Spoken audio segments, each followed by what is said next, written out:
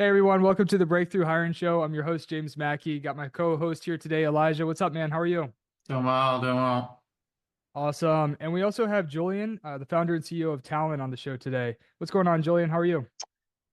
Hey, James, I'm doing well. Thank you for having me and excited to dive in.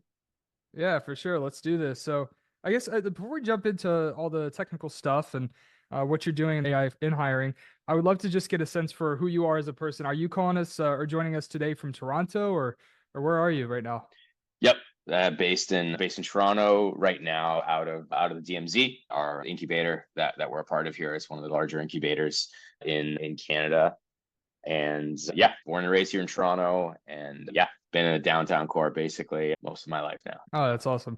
And so your team is part of an incubator. Which incubator are you with right Yeah, now? yeah, we're in the middle of the DMZ's 18-month incubator program. Yeah, it's produced a number of pretty prominent and a good chunk of the Canadian startups that you'll hear about have come out of DMZ, Borrowell, companies like Majuri, so on. There's collectively raised like 2 billion in funding since incubator's about 10 years old. Yeah, and it's just been steadily growing and help and is a really important resource here. And we don't have anywhere near as much funding opportunities and just general resources as you do in the US, obviously. So this has been a huge kind of cornerstone for Toronto tech scene for a long time, and it's only getting better. So we've been here Nice. for yeah, yeah, about 6 months now. Oh, cool. Nice, nice. So did you start the company 6 months ago, or when did you found the company? No, so we had various. It was part time for a while, like well Yeah. over a year of just.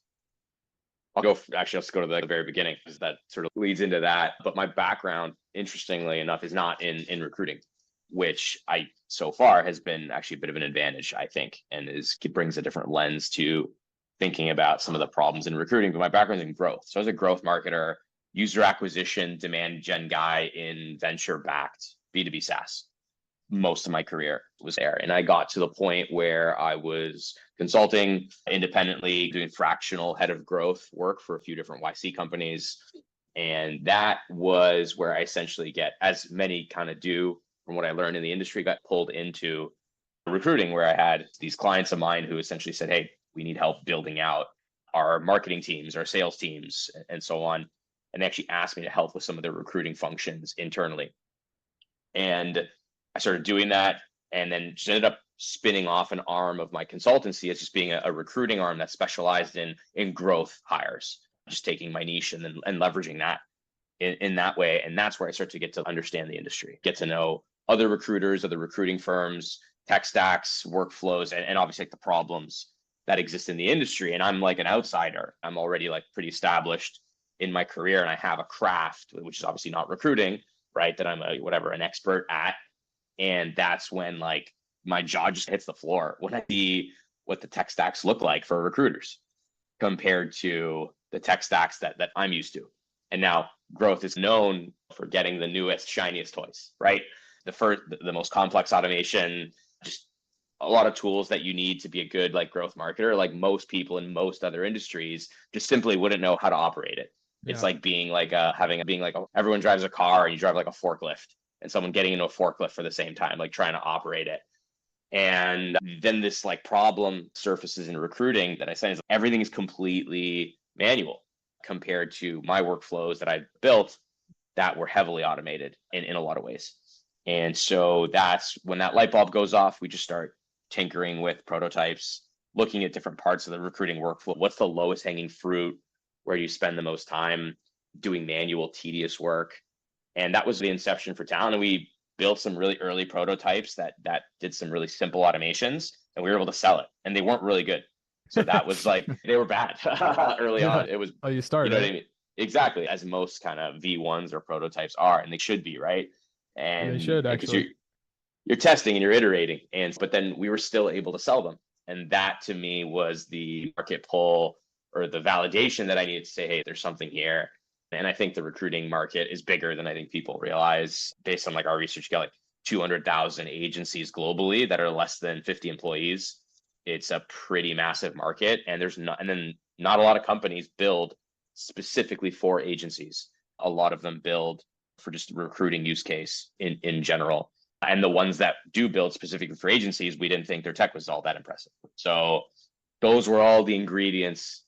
A very long-winded way of saying, yeah, then we went all in January of 23 is when my CTO co-founder joined me, and we went full-time and started bootstrapping basically up until we recently just raised some money. Yeah.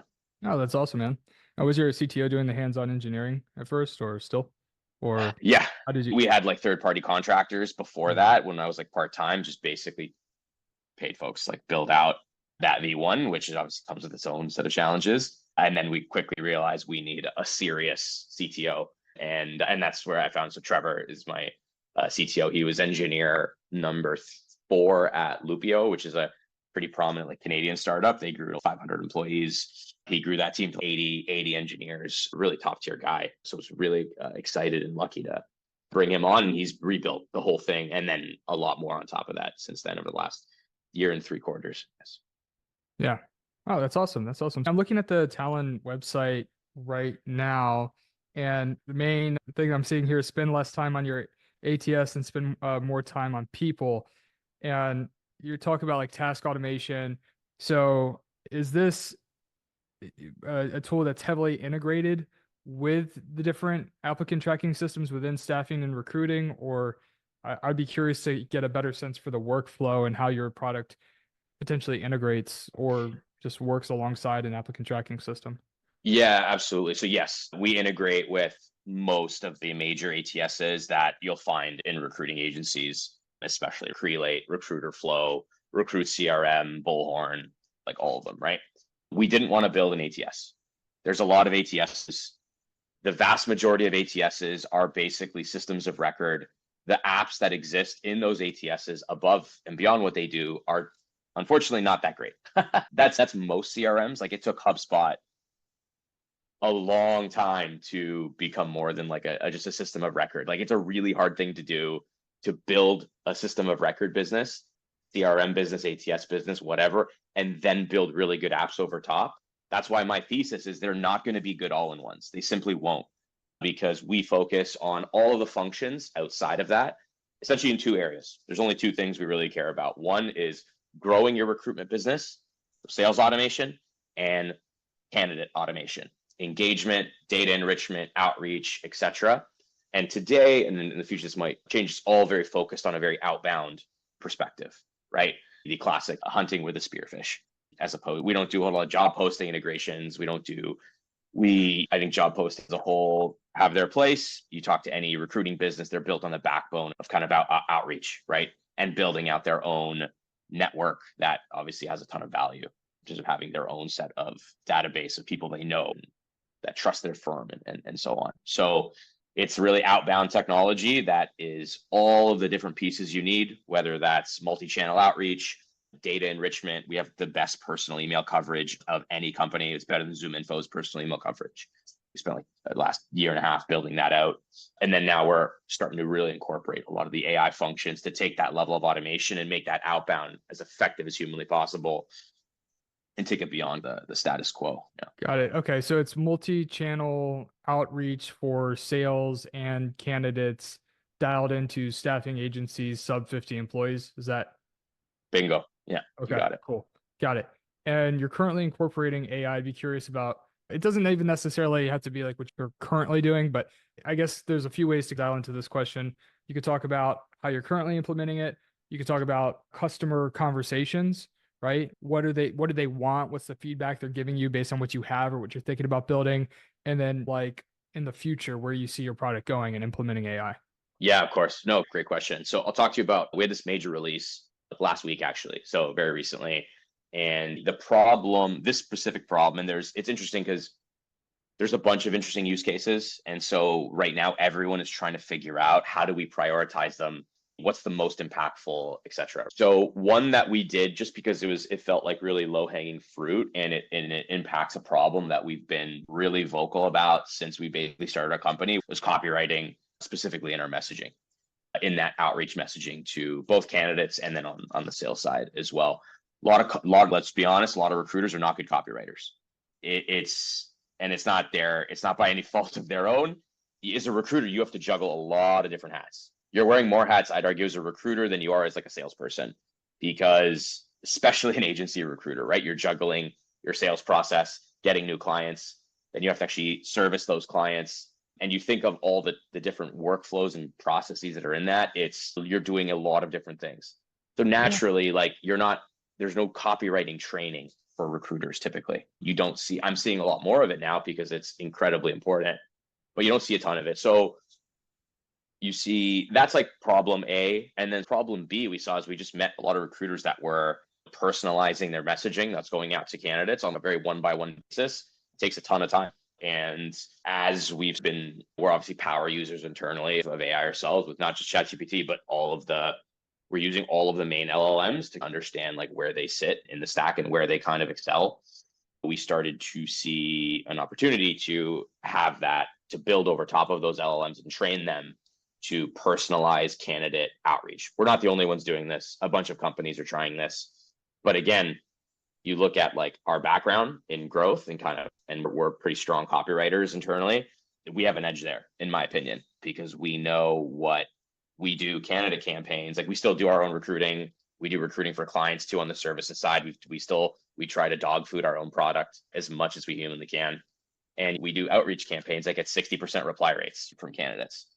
And we're building out those data sets internally of what's working at a really high level. And we're training those LLMs on what's really working. And that's proprietary, right? You can't just easily copy that. And yeah, we're enabling, and essentially in Talin, the idea is you can go build your sort of base template, of which we provide you a lot of like really good templates. And then you can essentially say, hey, we ingest the full LinkedIn profile, especially like your LinkedIn bio, right? The description of your current company, your own personal description of your time at those companies. Those are those really data rich points where you get good personalization. And we ingest all of that data, and we've essentially trained the model to take that data and apply it to your base template and change up the copy or inject that personalization in a very subtle way with the goal of creating relevancy. And because the problem with personalization today is a lot of it is shallow personalization that doesn't matter. The candidate doesn't care. It's like awkward too. I hate the personalization. Sometimes I'll get like a sales email. I don't know why this bothers me. Like I listened to your podcast episode where you're speaking to so and you were discussing this and I really liked this and it's 3 paragraphs and then hey, by the way, I'm going to pitch you on something. There's a relevant way to personalize too. I'd be curious, like on the personalization front, how much of it is like the nuance of understanding the customer versus understanding the staffing agency versus understanding the individual you're reaching out to, or like maybe because there's a balancing act. You can personalize based on what the staffing agency specialization is, what the specialization or what the customer does that they're representing, or personalization based on the candidate background. So there's like multiple ways to think about personalization. So are you balancing those things, or is it primarily dialed into a candidate's background and experience? Yeah, great question. So the goal is and we know this kind of from our own data, the more relevant you can draw that parallel between the role itself that you're hiring for and then the candidate's background. You need to make the candidate feel like you have essentially sourced them specifically for this role, and you have reason to believe that they would obviously be a good fit for that role and like the reason why. So I'll give you like an example of like this is a common personalization that our AI will do based on how we trained it. Let's say you are hiring for a sales role, and like in the sales role, you've mentioned in your template that they're looking for someone with experience selling into SMB, for example. And if we can find anything about that person's LinkedIn profile that suggests they have had experience, let's say they got promoted 3 times and they sold into SMB before. The AI personalization would spit out something like, hey, James, congrats on getting, or not even congrats. By the way, we trained it to not use a lot of corny lines that you'll see in the like personalization. a lot of kind of fluff words that you see in a lot of remove it, right? We've trained it to be as clear, concise, and talk like you speak. To write like you speak as much as humanly possible. That's the foundation of good copywriting, right? Yeah. It would say something like, hey, James, really liked your background at like company X. Saw that you got promoted there quite a few times. Client of mine is looking for someone who's got experience like yourself. selling into SMB, right? That does not sound like a template, right? I have an observation, right? Really good outbound has an observation and then some kind of like value statement, problem statement, value statement, something like that's tied to the observation. And that's the formula of how you create relevancy, right? Personalization. Hey, notice we went to the same school. No one cares. Hey, notice also own a German Shepherd or something like that. Nobody cares. That's not relevant to me.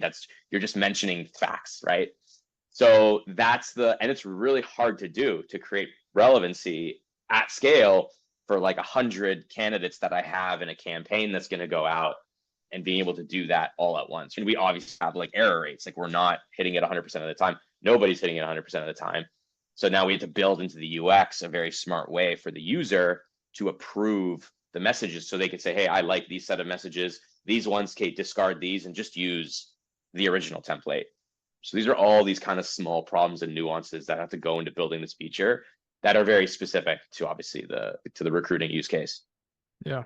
Oh, for sure. Elijah, do you have any thoughts you want to jump in on this topic? Yeah, I'm just curious with the way that you're approaching the market. So as you mentioned, like there's a huge market globally, but are you trying to focus in on kind of Canada first? Maybe because I'm assuming less competition there for tools like this or similar use cases than there might be in like, I don't know, like the UK or the US, obviously, like those are huge markets where there's a lot of people like trying to build products really quickly. Are you trying to almost dominate the Canada market to then be able to get a wave of like customers and that momentum, or are you trying to go multiple places at one time? I'm just curious. Yeah, I know. So 80% of our customer base is in the US, and we purposefully did that. Honestly, reason being in terms of raising capital, if you have all Canadian customers, that's a massive negative, like right off the bat to VCs and investors. They want to know that you can win the US market. If you win the US market, you will become a unicorn, right? So that was very purpose and strategic, like early on. Also, we knew just like by virtue of just being in Toronto, and obviously we spoke at a couple of weeks ago, we spoke at a pretty big Toronto like tech conference, stuff like that. Like we'll get natural word of mouth in Toronto, whereas the US, we're gonna have to put in the work to actually build that foundation there. So we'll take the easy wins in Canada, like when we can get them, but we need to win the US, we need to win in the UK, and we need to build really good distribution channels like in those places in order to get in there. Yeah. Yeah, it's interesting. I think the approach for agency of doing both, like the business development side and the sourcing side on the outbound, is very logical. A lot of companies, right? Jim, they would have the outbound use case really solid for like corporate, but then you wouldn't really use it much on the BD side, right? But then there's other platforms like Sourcewell in the UK who've done a really good job building for the business development side and recruiting, right? So that's like kind of a category. Then you've got all these sales tools like Lemlist, right? Like all these sales tools who they say, oh, you can use this for recruiting. But when you look at the workflows, you look at the email contact info they're pulling mostly Business emails, yeah. right? Yep. Like they're not set up for the personal emails. So I just find it interesting, like that approach of doing both and focusing in on staffing and recruiting, helping them with both use cases. I think it'll go really well for you having that focus, because I've seen Sourcewell's growth in the UK from doing BD and sourcing at the same time. And it seems to have gotten them good traction in the agency market in the UK specifically. I'm just wondering though, because you're like targeting the SMB segment. So I'm wondering too, like just for SMB software companies or SMB companies in general, I could see this being a good fit for them too, potentially for doing both if they're not looking to onboard like a massive CRM sequencing tool that's going to be more expensive potentially than just like a one kind of product that can basically just fit the needs of putting together like a target account list for outreach. Probably not as it's not like a HubSpot per se, but it's not like a tool where you have to integrate a CRM with a sequencing tool. So I could see like in the SMB market in general, it being like attractive even as an internal tool. I'm just curious, do you have any customers that are using it internally for recruiting, or is it like, are you guys 100% in staffing?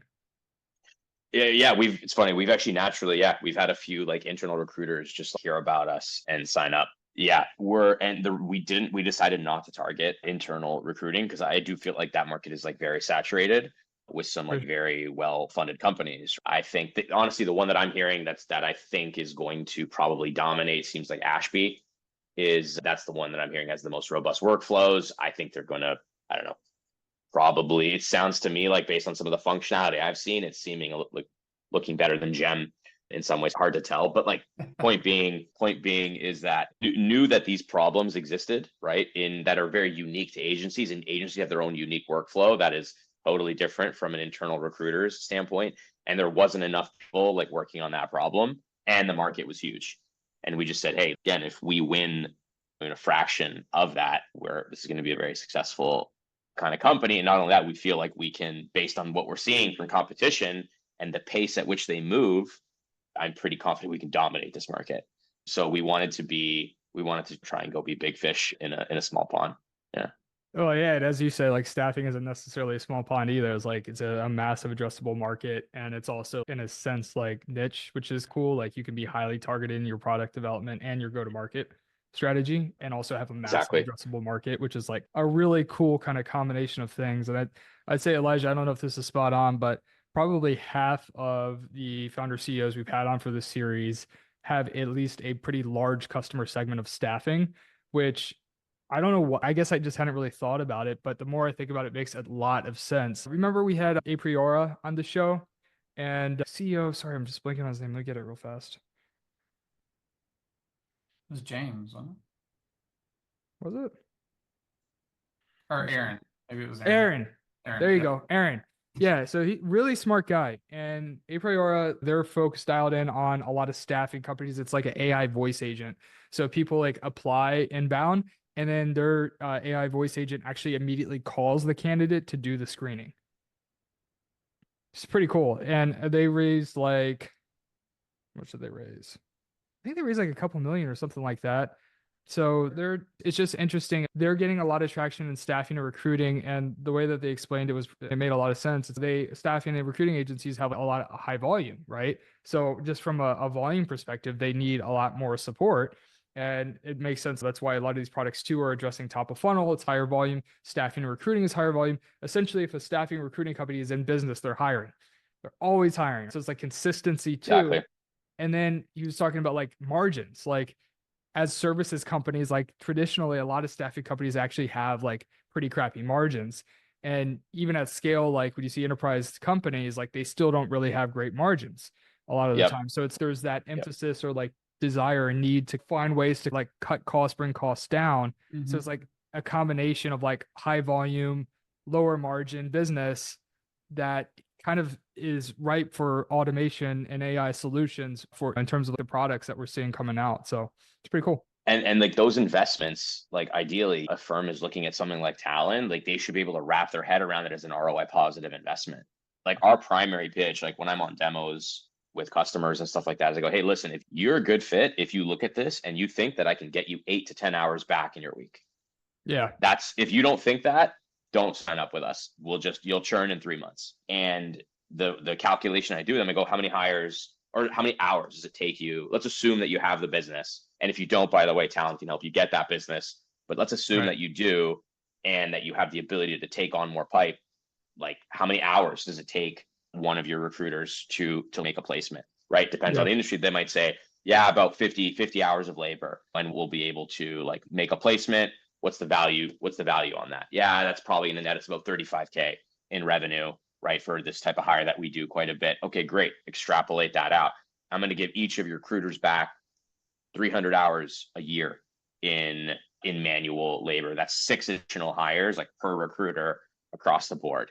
What's that worth to you on a dollar figure, right? That's the staffing industry has the luxury of, I think, being able to think that way because they get paid. The more they get, the more they hire, right? Yeah, for sure. As they see, it's like the focus is on like ROI versus, and it's a revenue generating function versus a cost function within an internal company. So that's also a very like an important point that I hadn't considered too. Yeah, which is why I think staying focused on staffing is probably the best bet, right? Like you see a lot of companies, they try to do both and build for the internal use case and build for staffing, but the workflows are so different. The value of candidate experience, if we're honest, is very different. Like they're just completely different workflows and even values that they're delivering that I think it's really, I've just seen very few do it well, where they genuinely build for both use cases. Usually they end up starting to lose a little in one area or the other. But I think you guys are really smart in going after both the BD side and the sourcing side. And staffing just makes, yeah, I think it makes a ton of sense. Yeah, I mean, like you have exceptions like LinkedIn Recruiter, and I think potentially tools like Gem. Actually, I Sure. think Gem is making a bigger push into staffing right now. I think at least on the LinkedIn side, there's a different pricing, right, for staffing agencies because it's like higher volume, so they actually bring down the cost of LinkedIn Recruiter seats. And I think I don't know exactly, but I think there's some other players like in the sourcing, outbound sourcing space that are taking like a similar approach. So I think more companies are identifying like a market opportunity in staffing and recruiting that are on the internal side.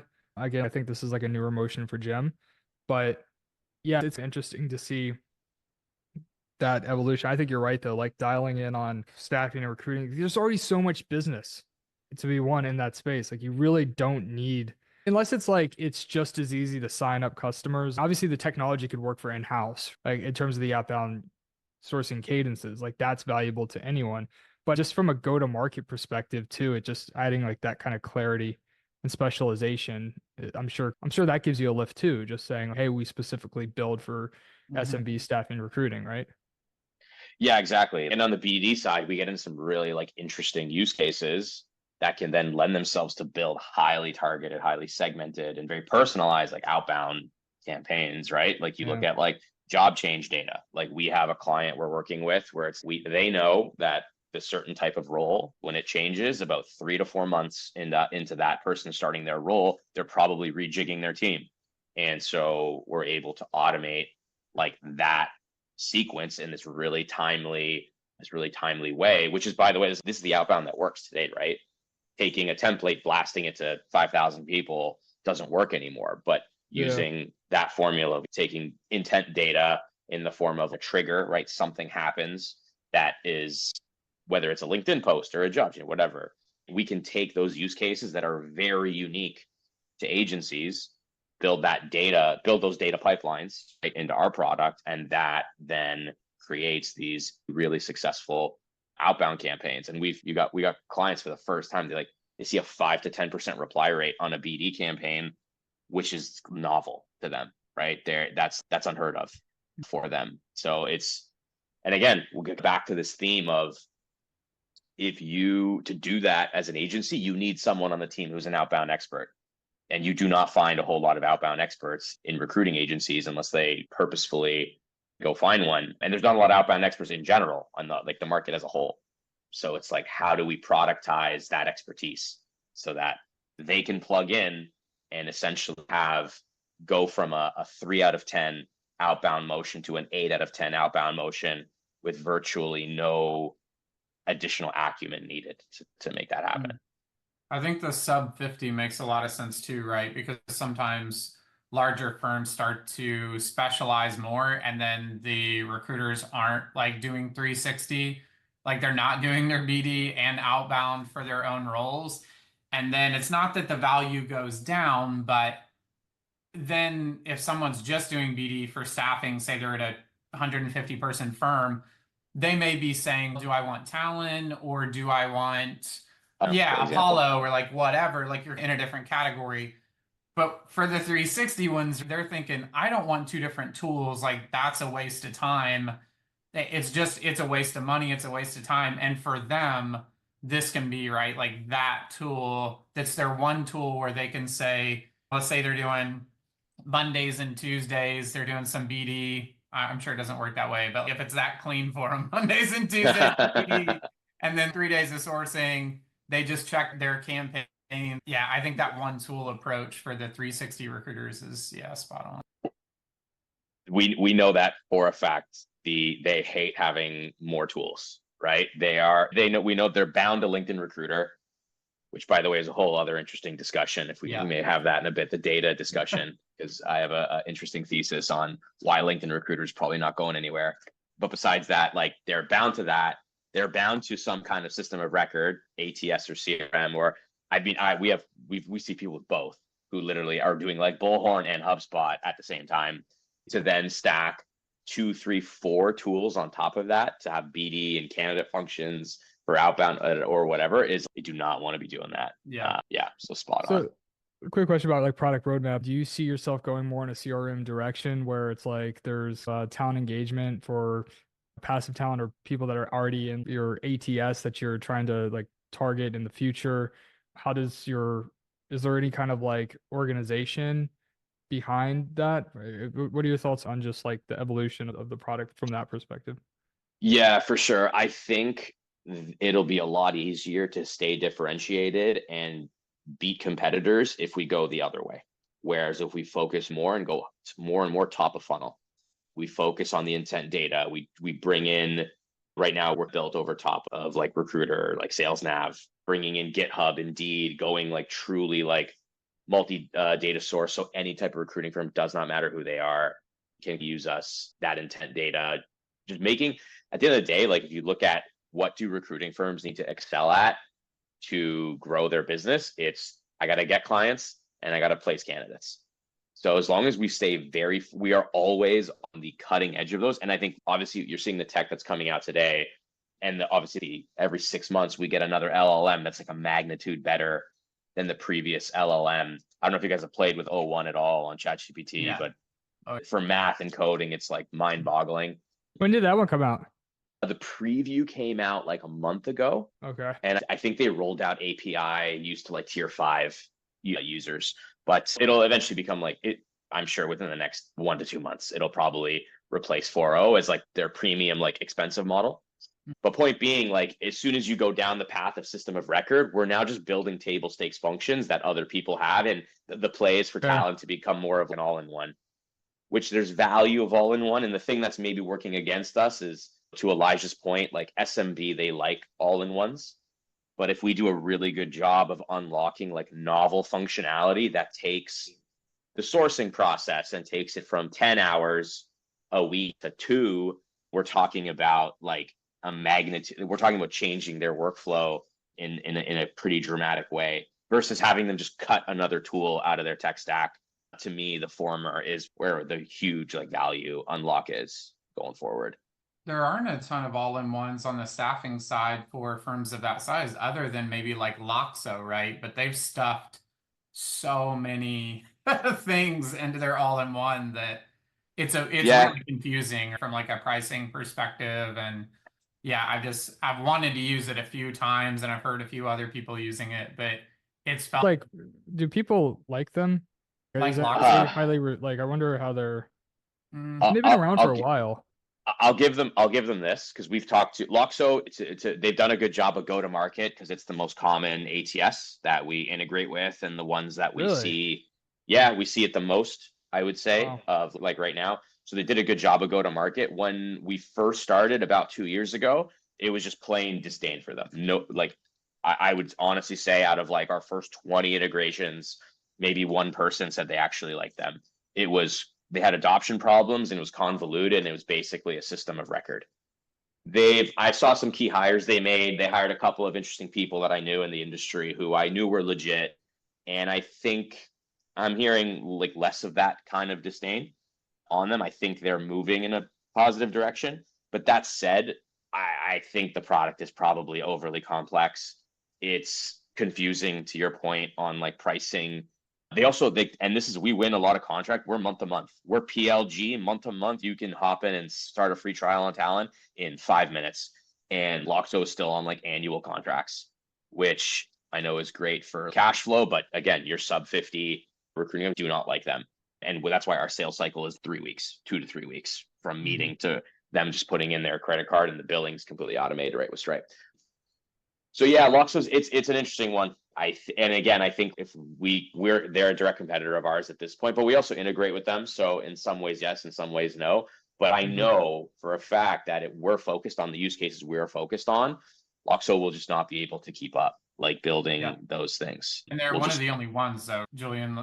There's not a lot of other all-in-ones for staffing other than Loxo that touch top of funnel the way that you all are. Not that I'm aware of, at least. Bullhorn, no.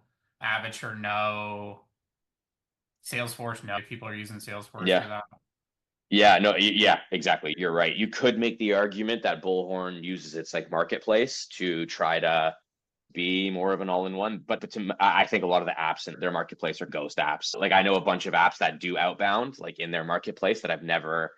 Our Bullhorn integration is like very robust. That's like that. Them and Loxo are our two most common. I've never met a single Bullhorn user that is like effectively using their marketplace. And so we're just, one of our plays is to become a really de facto make Bullhorn decent. Okay. It still is, but we automated a ton of the data entry in Bullhorn, because the thing is like switching off of Bullhorn for, especially if you go 50 plus, even I'd say once you get 20, 30 plus, that's where you start to see a lot more Bullhorn versus your 5 to 10 person. I don't see why, if you're not enterprise, why you would get Bullhorn. It's like, why, if you're like a SaaS company, you get Salesforce under 10 million ARR. Like I try to, like, for my agency, try to implement Salesforce. And I just wasted so much money when all I really needed was HubSpot Sales Professional. Yeah. Like, anyways, yeah, different topic. But I think it's like, why are you paying? I don't know. I had such an awful experience. We used Bullhorn back in 2018, 17 at Secure Vision. And it was just a massive waste of time. I hated it. It was probably the worst experience I've had with an ATS on the staffing side. Let's not put that on the YouTube clip. I think we're actually, I'm going to be inviting on the CEO from there at some point. Hopefully he won't listen to this episode. Yeah. They were not on our target list of company. I'm going to do outreach to all of the big ATS providers, like all of them. Not necessarily, I don't know if it'll be for the series per se, but trying to get all of them on there. But anyways, cool. Very cool. Yeah. I hear you on that. What about your thesis? Like your thesis for, because we have a few minutes left. I'm just curious to get your thoughts on LinkedIn Recruiter. You said you have an interesting perspective on that. Yeah. I'll preamble it by this. I've never met anyone, and like once in a while you meet a user that you consider like a sophisticated user, right? Someone who clearly wants to sign up, early innovator, right? They sign up for the latest and greatest stuff. Especially a company like ours is going to attract that kind of person. And like AI sourcing, or companies that give like their own database, let's say even like whatever, searchable database for candidates, and try to, there's companies trying to replace LinkedIn Recruiter, right? One that comes to mind is Better Lead. Like I've been following them for a while. Yeah, I actually used to use them for a few months. Are they on our list? Okay. I think so. Yeah. Okay, so I'm very curious on your experience with Better Lead, because I have a few anecdotes from them. It was solid. I struggled a little bit with, so let me say their unlimited credits was great. Like that was nice that I wasn't having to worry about credit usage. The pricing was, I think it was like $333 a month, pretty sure, per license for a staffing company to have that unlimited on the credit side. And then the AI sourcing, where they would AI recommend candidates, was decent. Actually, not too bad. Like I was impressed compared to other AI tools I'd used before, though not blown away.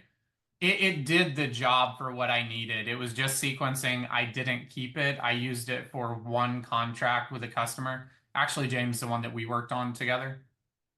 I used it with them, but yeah, I didn't feel like it was worth the $333 a month to keep it active after that point. And you couldn't use it for BD very well, I don't think. They got, looks like 13 million in funding last year. Andreessen Horowitz.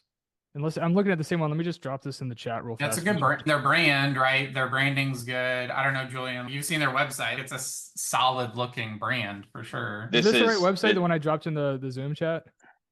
Or this is like their LinkedIn page. I want to make sure we're talking about, because on the website too, it's now branded toward healthcare.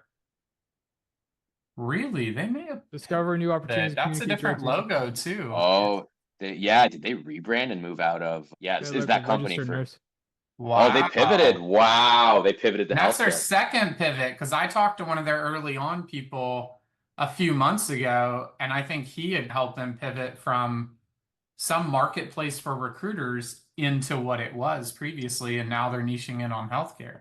Well, look at here's the thing, like you raise the amount of money that they did. And I think they had I think they had a flat round. I think they raised 2 rounds a couple years apart at the exact same valuation. Like they may not be in control of their board anymore, or have at least given away some board seats. They got VCs. Like they are forced now to grow at a pace where if something's not working, they are going to do whatever they possibly can to grow at absolute breakneck speed. And so my anecdotes with them is, hey, the AI sourcing was like interesting, but it wasn't enough of a magnitude of improvement to justify it. Yeah. And then we're talking about sourcing. It's the most time consuming thing, in my opinion, in the staffing business, one of them at least. If you're sourcing like one by one candidates, like you have, let's say you have a campaign of 50 candidates, like a decent size campaign that's going to go out, like most recruiters are making sure all 50 of those people are relevant. That takes a lot of time to do manually. So there's an opportunity there, in my opinion. If you do it well, like you should be providing a ton of value. So I heard this like a bunch of places, and then this is how it comes. Let's tie this back to my thesis with LinkedIn Recruiter. LinkedIn is like the primary data source.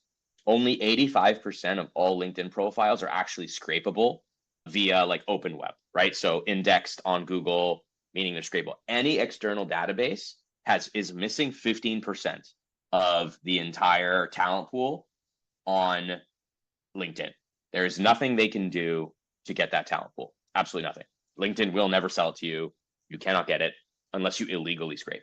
And then LinkedIn will sue you. Platform, and then you're effed. Yeah. Exactly. So as a result, like if you're saying, hey, I'm going to replace LinkedIn Recruiter, your end user has to be cool with missing 15% of their base of potential candidates. Guess what? If I hire, let's say I hire for finance, they are all on LinkedIn. That is my number one data source. You're saying to me, okay, so I placed 200 candidates this year across my entire firm. You're telling me 25 of them would like not be available to me if I only use something like BetterLeap and didn't use LinkedIn Recruiter. Good luck with that sell, in my opinion. I think we need to use LinkedIn as like a primary data source. We pull data from it, etc. You build over top of it. You use multi-data source. I'm a believer in a world where we are pulling in data from lots of sources, building our own databases, not saying, hey, I've built you one database that is the be all end all for everything you need. Now, I think with healthcare, BetterLeap might be able to do it. That's maybe one of the reasons that they pivoted. But anyways, that's my go a little bit more niche. Healthcare is another area like staffing and recruiting where it's like a massive addressable market, but it's also a niche that makes sense. A lot of healthcare companies are going to want to see folks that are dialed into that space. And lots of data in healthcare that is not on LinkedIn. Also high volume. Very high volume space. The pivot makes complete sense to me. I'm happy they did it. It's one less competitor for us. Yeah, that's what I was about to say. I'm very happy they did that. There were 13 million and competed a different direction. I think if LinkedIn would just allow more like monthly pricing and reasonable pricing for smaller companies on LinkedIn Recruiter, like just allow monthly, right? And it's a couple $100 a month. They would actually cut out the need for people to look outside the platform for like replacement solutions. Like you were saying, Julian, it would be more just like, an augmented thing. And you wouldn't be that play of replacing, which HireEZ was pitching for quite a while. Oh, you don't need LinkedIn if you have us. And most people ended up still having both, like you said, because of the missing profile percentage. If LinkedIn would just stop being so greedy, and they would just allow like monthly pricing, couple $100, they'd make a ton of money off it. Yeah, you're like a monopoly business. Yeah. You're not gonna. It's gonna hurt to do that, right? They're not gonna bend at all. Yeah, like. God, it's I know you got LinkedIn stories, James. They cannot you cannot negotiate with them, and it pisses me off when it's particularly when there's like a market correction. And I got this long ass contract with LinkedIn. God. Yeah. I'm like, I built my company around LinkedIn, so I really shouldn't be complaining too much. Like all my sales candidates, like LinkedIn made it possible for me to grow my business the way I did. Mm-hmm. But yeah, there's zero flexibility. Like, You get what you It's get. it's always a love-hate thing with LinkedIn, man. It changed the game. It made stuff scalable. You're coughing up 650 a month or whatever it is for the rest of your life. Yeah. Yep. Yeah, for Yeah. sure. Hey man, I think we're coming up on time here. This has been a really great episode. I've really enjoyed this. It's cool talking shop about staffing, recruiting, your approach. I think it makes a lot of sense dialing in top of funnel. Yep. For a lot of reasons. I don't think we even got to get to everything, but that's the sign of a good episode. Julian, thank you so much for joining Elijah and me today. Yeah, thank you guys both. I had a lot of fun today, and yeah, hopefully get to do it again sometime. Oh yeah, for sure, man. And you can always reach out to us if you want to come on the show again, or you got a big like feature release or something like that. Just let us know. All right. Cool. I'm down. Sweet.